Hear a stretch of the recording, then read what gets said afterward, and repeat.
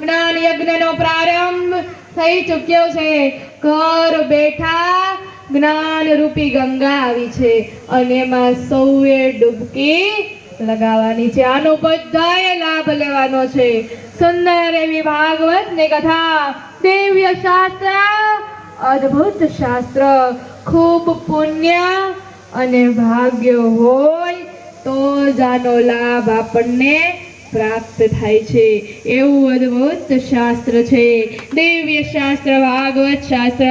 આપણે ભાગવતજીનો આભાર માનવો જોઈએ કે ભાગવતજી અને ભગવાને આપણને આવો સુંદર લાભ આપ્યો. ભગવાનને તાળીઓના ગડગડાટથી વધાવી લઈએ કે પ્રભુ આપની પરમ કૃપા કે અમને આવો સુંદર આપે લાભ આપ્યો છે. જ્ઞાન રૂપી ગંગા આપી. સુંદર એવું દિવ્ય શાસ્ત્ર, અદ્ભુત શાસ્ત્ર, મોક્ષને પ્રદાન કરે એવું કોઈ શાસ્ત્ર હોય તો એક જ શ્રીમદ ભાગવત શાસ્ત્ર છે. ભાગવત શાસ્ત્ર, ભાગવતજી